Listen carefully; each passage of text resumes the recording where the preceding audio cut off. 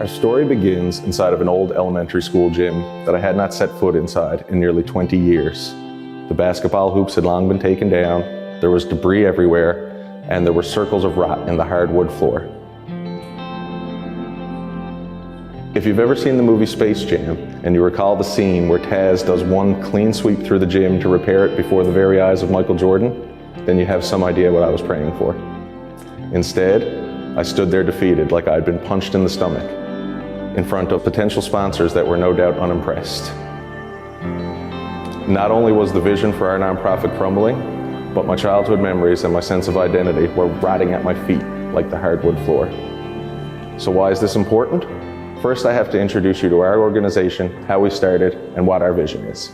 When the COVID-19 pandemic hit, Jerry Ryan, an iron worker from Conception Bay Center in Newfoundland and Labrador, found himself out of work.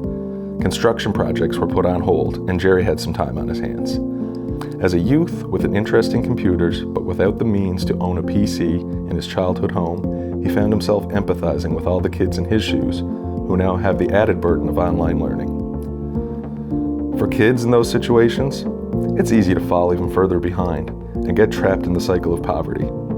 Jerry stepped up and refurbished donated laptops, and some he had laying around in need of repair. He distributed them to the youth that he knew in his community that were in need. In fact, it seemed like a large chunk of the community could use some help. There were even requests far beyond the community once word got out. The demand could not be met. When I met up with him to donate a laptop, he expressed how overwhelmed he had been with requests, so I agreed to help by actively seeking donations. At the same time, a local reporter reached out to Jerry for an interview, and the St. John's Farmers Market offered a booth as a one-time favor so that we could collect donations at their Sunday market.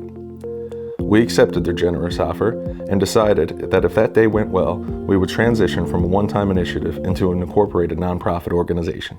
To say the day went well would be an understatement. Dozens of donations rolled in. There was other people that just found out about us at the farmers market and promised more donations in the coming weeks, and that led to dozens of more donations as well. Overwhelmingly positive feedback from anybody that passed by, even people to stop and chat. We did our first television interview that day with the CBC. It was an incredible success. And with that success came Conception Bay Seeds Youth Initiatives, Inc. Our aim was to break down barriers to education, sports, and the arts for the youth of Conception Bay and surrounding communities. In the coming months, we would go from CBC Local News to CBC The National. We would become an incorporated entity, and approximately 200 laptops were distributed to youth for online learning. Two Newfoundland men are trying to change that. Jerry Ryan and John Brown were worried about students in Conception Bay Center. Now, I can tell you the province has committed $20 million to help buy laptops for junior high and high school students, but they won't be ready for September. So, in step superheroes Jerry and John. They paired up to provide free refurbished computers to kids who need them. Knowing at some point the laptop initiative would end and we would need to find other ways to make a difference, we began to dream bigger.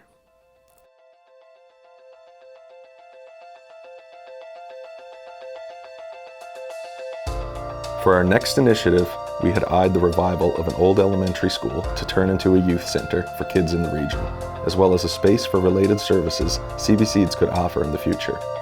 As a basketball coach in the area, I knew the lack of facilities was a major barrier to youth in sports.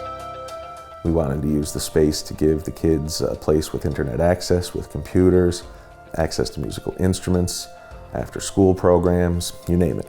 So I knew the school had been closed for years, but I also knew that that portion of it had still been in use. I assumed that the gym would be, in the best state of repair in the whole school. Turns out I was wrong. I had no idea what I was in store for that day. It was obvious as soon as you walked in.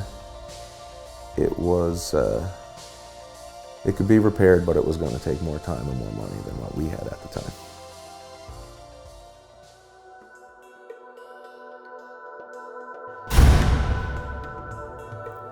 So I did what anyone would do, wallow in self-pity all weekend. It seemed like the sun hadn't come out for days, and I was living in a world of gray clouds and drizzle. Perhaps it was the universe unleashing its disdain upon me.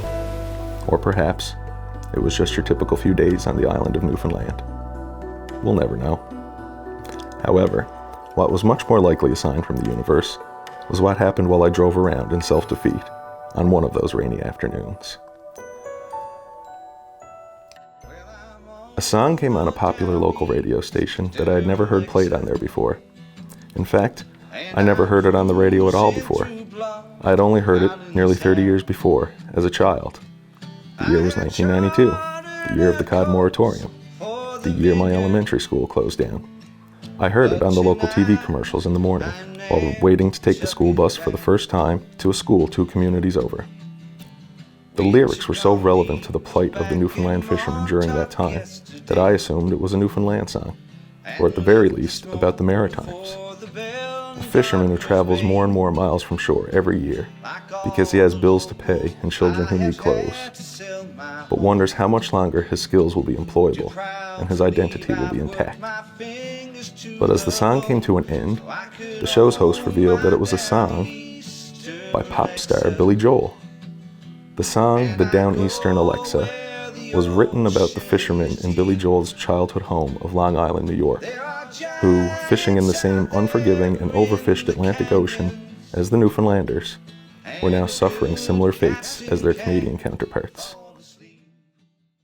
So now here we were in the early 1990s after a period of relative prosperity, and Conception Bay was at a crossroads, literally and figuratively.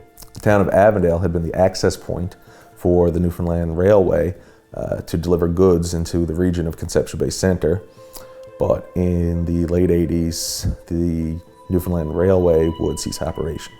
So you had the train station closed, and now you have one of the schools in the town closing, and you had a province-wide cod moratorium that would directly or indirectly affect every single community in the island, the province's economy.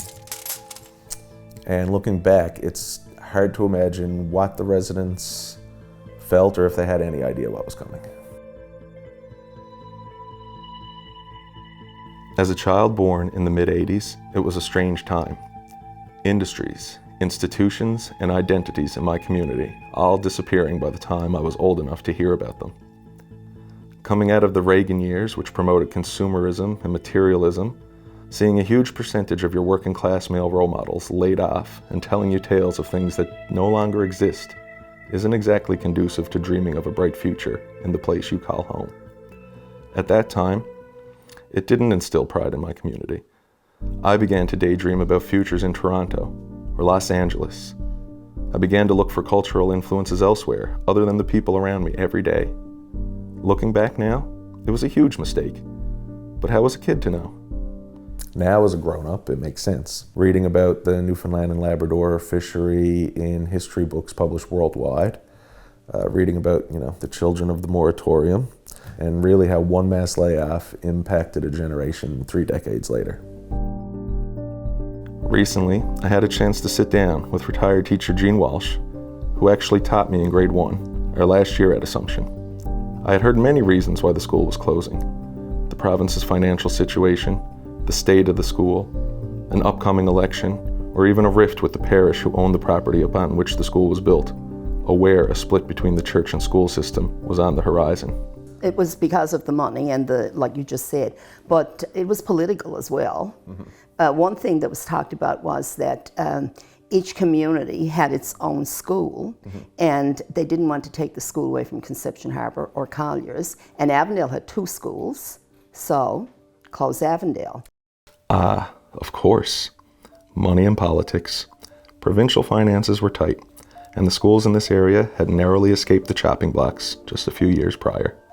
Well, Father Walsh, who originally was instrumental in building the school, yep. He told me probably 5 years before that he thought the school was going to close down. Now, his thinking was that they were going to take all the kids from Conception Bay Centre and bus them to St. Catherine's up on Samnere Line. Wow. That was one scenario that they... St. Catherine's would have had a brand new K-12 had a brand new school. And St. Catherine's is still open with probably 2 children in kindergarten, 5 children in grade 1, 3 children in grade 4, whatever. Yeah. They have very few children there. And I believe recently they were talking about sending the kids in Holyrood up to that school as well. Yes. Thankfully, the students in Conception Bay stayed in their own community for another few years. But with each budget and each election, fears and suspicions lingered. As it would turn out, for good reason, as once again the provincial government was looking to do just that: close the school. Avondale was the only community in the area that had two schools, both an elementary school and the high school for the region. Every town had an elementary school. So because no political candidate wanted to leave a community without a school, Assumption became the easy target, even though it was really in a better state of repair than some of the other schools. So obviously angered by the situation, the community fought back with protests and with lawsuits. And it wasn't the town, it was a group of parents who were spearheading this action, I suppose, protest to keep the school closed. And they were the ones who dealt with the lawyers and who did up all the requests and whatever. So at any point in time, I recall as a kid, our kindergarten class writing letters to the school board to keep the school open. Now, obviously, I know... But that must have been done through the group. Yeah, it was done through the group. Yeah, because the school, we were told we weren't to have anything to do with this. Yeah. So with political and financial factors against them, and the day the town feared now here, was there any sense of hope? They had said that the school was going to be closed, and we packed up everything. I was mad. I got to tell you, I was mad. Yeah. We packed up everything in our classrooms and went to Collier's, and we were there 2 days, and we had to go back because they got a court injunction, and then we stayed there for another year. That was the year you guys were in grade 1. Yeah. Yeah. So I recall that. So I had a box in my classroom as big as, twice as big as that fridge, probably, that I didn't unpack until maybe November. Just to make sure. Yeah, because I was so fed up with packing up stuff. Sadly, even upon returning, things didn't seem hopeful, and with so many factors against them, the teachers went back to school that year, knowing they likely wouldn't get this lucky again next year. The ongoing court battle between the town and school board prevented them from closing it. They tried to make the most of it and keep the right frame of mind. Well, there was tension where, like you said, some students went to Harbour Main and some went to Conception and Collier's. So there was, I'd say, there was tension for probably a year or so, and then everything went back to normal. Of course, things wouldn't be the same. Even though everyday life would go back to normal, as it does, stores closed, families left, and even multiple elementary schools that stayed open after Assumption were tore down. But one school still stands. Barely. And in its poor state of repair has rendered it useless to a community which once relied on its facilities. So it could be hard to understand why the removal of the fishery casted so much doubt on rural Newfoundland's future, even in a community like Conception Bay that didn't overly rely on it. You had construction projects, but the fishery was so essential to the province's economy and identity that closing it meant the lack of revenues were felt province-wide and the senses of identity were just altered. It had been the primary livelihood of the people of the island for as far back as we can trace. It was newfound to the English, yes. but not to the people that were living here already. Yeah. So Aboriginal occupation on the island goes back at least 5,000 years. Gotcha. So the first people that we know of were the Maritime Archaic people. Yep. And I think the earliest date that we have right now is about 5,200 years ago when they arrived on the island. Gotcha. And where did they arrive from? They came across from Labrador. Gotcha. Yeah. There are older sites in Labrador that go back, almost 7,000 years ago, really. Yeah. Gotcha. Yeah. And they disappeared from the island about 3,200 years ago. Yeah, they just, Gotcha. So what parts of the island did they live on? Pretty well everywhere, really. Yeah, okay. Yeah. There's a number of sites have been found on the west coast, but I mean, we've also found sites in Anderson's Cove over in Trinity Bay, right? Gotcha. And there's Soldiers Pond up just up on the highway there by Holyrood. There's Maritime Archaic stuff that's been found there as well. So really, that's interesting. Yeah. So I'm guessing again, like anybody that lived here, they probably dwelled mostly closer to the coastline, and also diet was mostly made up of fish and revolved around that. Yeah, well, that's why they're called maritime archaic. They were focused mainly on the sea, right? Gotcha. Yeah. And so after maritime archaic, who would have been here? You get what we used to call Paleo-Eskimo or pre-Inuit people, who are people from the Arctic who lived a lifestyle similar to the Inuit in prehistoric and early and protohistoric times. And the earliest records on the island are from about 3,000 years ago. So survival for all of them was linked to the Atlantic Ocean and the aquatic life that was overflowing in its depths. And there were many visitors to the island. So fishermen from all over Europe wanted to visit the Grand Banks just to witness the mythical quantities of codfish that it possessed. The Irish called it the land of fish in Gaelic. Yeah. So basically, that's pretty much what it was known worldwide for. That was the resource. Yeah, it was the fishery. That's why we're here. Yeah. The English were concerned about the Spanish because the Spanish claimed all of North America. Yeah. And we even have a document from 1613. It's a letter that was written by the Spanish ambassador in London to the King of Spain, saying that they're now building houses in the land where the great fish are. Yeah. And you should, I'm paraphrasing, but you should go over there and clear them out of there before they get too well established, right? Yeah. So there was always a threat of warfare. Yeah, it was a very dangerous time. Yeah. For the English fishermen, who would soon live there year-round, their history began here in Cupid's, Conception Bay North, back in 1610, on what is now the Cupid's Cove Plantation Provincial Historic Site. Yeah, well, they had to start from scratch, didn't they, really? Because, they came here and it was just a wilderness, basically. One of the first things Guy did when he came here was he dug a saw pit for sawing logs. Yeah. right? And there was a lot of timber here. He talks about trees that are 10 foot around at the butt and, quite large trees when they arrived first here in Cupid's. And they were concerned about security as well. So when they arrived, they enclosed an area that was 120 feet by 90 feet. Basically, they built a wooden palisade around it and armed it with cannons to protect it. So when they came here first, they cleared the land so far back.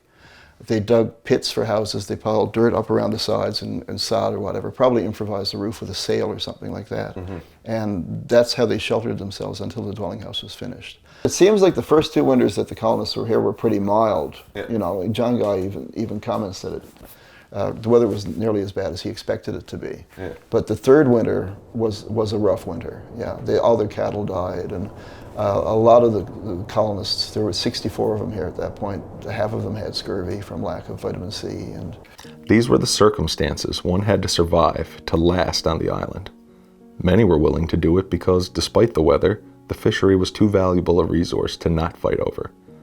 Many others chose to do it because it may have been easier to endure the climate conditions on the island than the social and political conditions back home.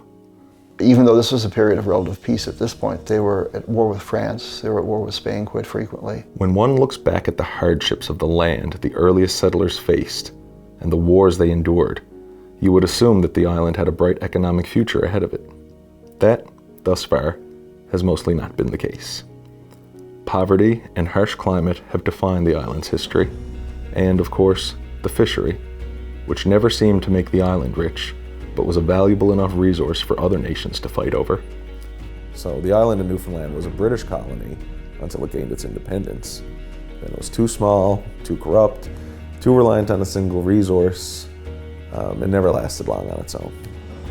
It was begrudgingly reclaimed by the British, used for an army base by the Americans. Not only did the presence of the United States military base in Argentia during the 1940s introduce the rural residents of the island to modern luxuries and force the issue of finalizing exactly whom would govern this colonialist poker chip, it introduced the island to an emerging American sport embraced at different times in the United States by immigrants of Jewish and African ancestry, the sport of basketball. In rural Newfoundland at that time, you're focused on basketball brought towns together.